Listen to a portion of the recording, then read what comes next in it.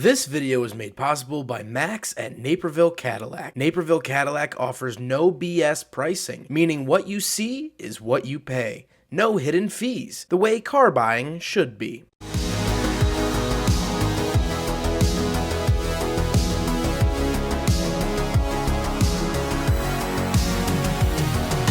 Alright, what's up guys? My name is Zach, and today I am driving a 2016 Lexus RC350 Fsport. Up front is a 3.5 liter V6, and down below is a 6-speed automatic transmission. Now, I am super excited to be driving this here RC for a couple of reasons. First of all, I haven't driven an RC before, so I'm always excited to bring a new family of cars to the channel. However, my second reason is the fact that I've been driving this car for a very short amount of time, and I already love it. But before we get on to anything else, I have a website, zackpradel.com, where you can buy stickers like this retro sticker pack or 80s cars were better sticker, along with other merchandise when it becomes available. You can also submit your own vehicle to be reviewed by me through a quick and easy submission form, and you get a video of your car just like this one, and you could read my behind the scenes blog to see what I'm filming before it comes out on the channel.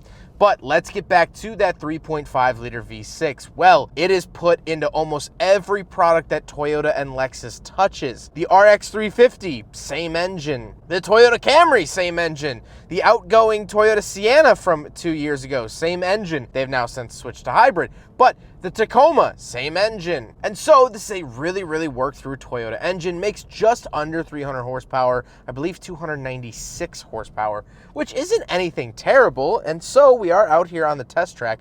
Let's put it into sport mode. Let's see if you can hear anything. It is warmed up. It is 74 degrees outside, a very nice mild temperature here today. And so let's go. Oh yeah.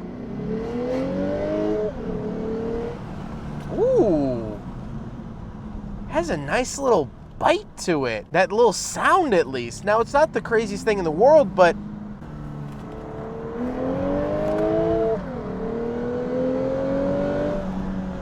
oh, that's fun. Oh, that's real fun.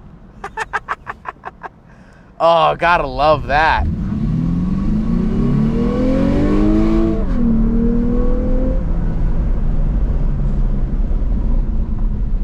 Now, that's not even the biggest engine that was offered here in the RC chassis. They also had the RCF, which got the 5 liter V8 from the ISF, of which I've reviewed previously. And so I would love to drive one of those one day if someone has one available. Like I said, paired to its 6-speed automatic, not really anything world-changing here. It is what it is. It seems to be shifting pretty well. It's been quiet, it's been respectable, and that's all I can ask. Last but not least, this particular RC350 is all-wheel drive. With that out of the way, let's talk about the interior. Well, in front of me, I have a very cool gauge. On the left is coolant temperature, on the right is fuel, but in the center, I do have a screen, and I can change it around. We can do a couple things here. I love the look of this gauge. It does have this like plastic surround that is physical, but it's a screen. Otherwise, it reminds me a lot of the Lexus LFA from the same era. And I think it's just so cool. This is very driver oriented, and you're gonna hear me talk about that a lot more towards the end of the video. On the steering wheel, on the left, I have my media options, so like volume, skip track, and mode, as well as phone options. And off to the right, I have my selector dials for that gauge screen we just talked about, as well as my little pages icon, of which the actual plastic ring moves over to show me more info. Absolutely love this, and I'll cycle through the information here. I love all the info that Lexus gives you. I like it when any car does that. I would have liked to have seen a couple more colors when it comes to this screen. However, I am definitely not complaining. I think it looks good, and I think it functions well.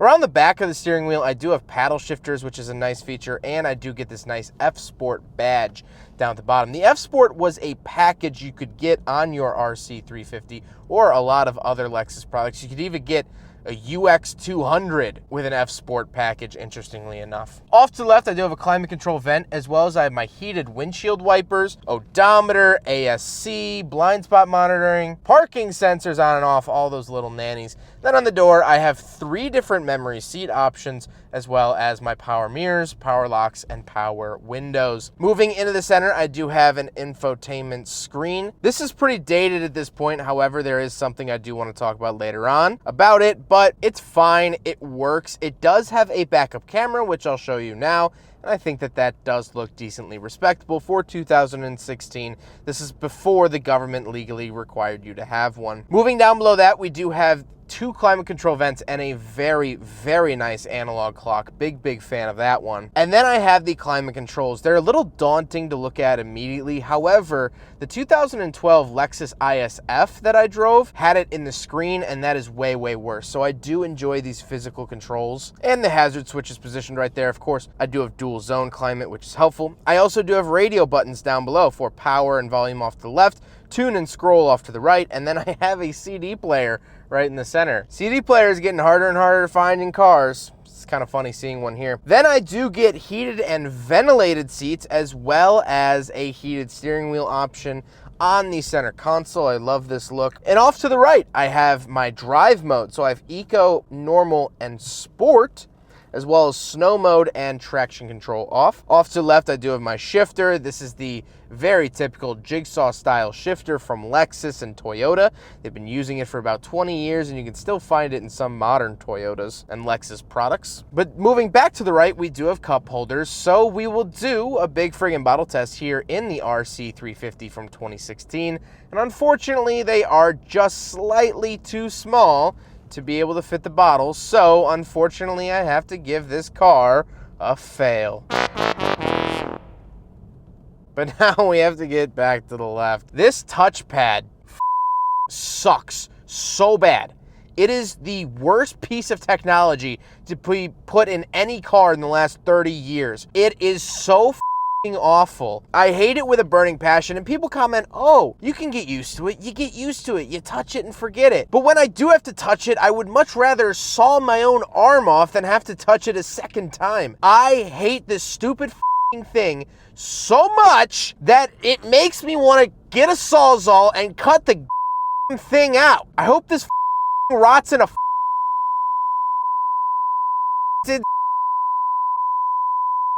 so bad. But anyway, back to the review. Then I do get a center console with my USB and aux input inside the center console. Very nice location for that. And then we got to talk about the seats. The seats are very comfortable. They do have higher bolsters. They are very sporty.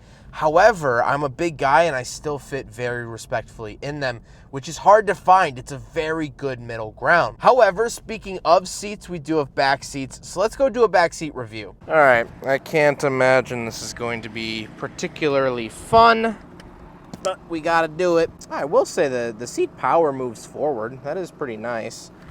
But let's... Oh. All right, so we're in the back of the Lexus RC350 Fsport. Believe so. Not much to talk about back here. I don't get any form of center console or cup holders. I get a little spot for my arm over here, but that is it. This is a very cramped, mostly unusable back seat.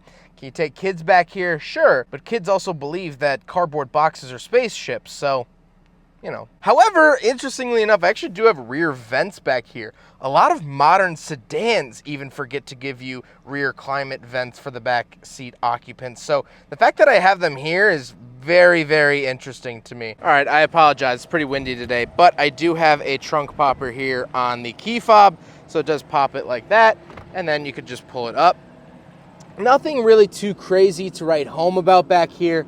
It's an okay trunk for the size of the vehicle. Obviously, it's not a full-size sedan, so you don't really get anything crazy like that. But I do get a Space Saver donut spare tire, which is interesting, but not much besides that. Now we gotta talk about the looks. I think this thing really kills it when it comes to the looks. I like the sleek black color. However, you could find these in this like electric blue that I really like as well. I love the wheels. That's part of the Fsport package. I like the badging. I like how angular it is. It looks very sculpted. And I just, overall, I love the aggressive modern look of this RC350. I think it's just overall a really good looking car. But with all that being said, let's get on to my final thoughts. What do I think finally driving an RC350? Well, in terms of a reviewer, I really like this car. I enjoy driving it. It has very nice features. I'm comfortable. It's fast enough. It's quiet enough. It does all the jobs. If you want a comfortable coupe, I think this is a really good option. Thank you so much for watching. But now, let me get on my high horse. This should have been the Mark V Toyota Supra instead of the BMW one that we got. If you're unaware, Toyota relaunched the Toyota Supra back in 2020, and it was a collaboration between BMW and Toyota. BMW supplied the engine, transmission, infotainment system, and it riled a lot of people up. A lot of people were annoyed and upset and pissed off that it was a BMW rebadged as a Toyota. However, I wanted to be clear that I don't dislike that vehicle. I love the Mark V Supra, but this feels more like a Supra to me. Well, why do you feel that way, Zach? Oh, I'm so glad you asked. Let me tell you. First of all, it has a Toyota engine. This engine is designed and developed by Toyota. They use it in everything, and yeah, it makes about 100 less horsepower than the new Supra, but hey, turbochargers exist. Hey, these have been supercharged. The Lotus Evora 400 actually uses a supercharged version of this engine. Not only that, they could have used their 5-liter V8. Honestly, that's what they should have done, is use the 5-liter V8 out of the RCF, and those can be happily supercharged as well. I've driven one of those that's been supercharged. Shout out to R&R Performance out in Pennsylvania doing awesome things with these cars. But it's a Toyota-built engine, so that gets rid of the BMW debate. But it goes beyond that. Sitting in here, this feels very Supra to me. All of the buttons in here are driver-oriented. I get a great digital dashboard that's very sporty and makes me feel alive and like I'm in it, you know? The steering is great. The size of the car is very Mark IV Supra to me. You know, I always said that the Mark IV Supra is a little bit bigger than everyone thinks, and this does feel a little bit bigger than a lot of other sports cars, but that's what the Supra felt to me, and that's what this feels like as well. The buttons in here, I feel like I'm a fighter pilot with all my buttons and switches and knobs, and there might as well be an extra switch for the afterburners. I mean, I really love this interior space. This feels very, very Supra to me because the Mark IV Supra was very driver-oriented. It was all about me, all about me. And that's what this car feels like as well. It's a coupe. All Supras have been coupes. And this car came out when the Mark V Supra was still being designed. I don't understand why someone at Toyota didn't say, hey, why don't we just use the RC platform? This could have been a really, really great successor to the Supra, and in my mind, it kind of already is. It takes the things that made the Supra so good and sort of expanded upon it and modernized it. Yeah, okay, this is the Lexus, so it has the nice analog clock, but for the Toyota version, just get rid of the clock. Change a couple materials in here. Offer Alcantara seats with red stitching. Call it a day. I really, really love this car. I love the size and shape of it too. I love the driving experience. I think this thing does everything correctly. Besides that touchpad, which... Remember what Dr. Martin told you. Breathe in, breathe out.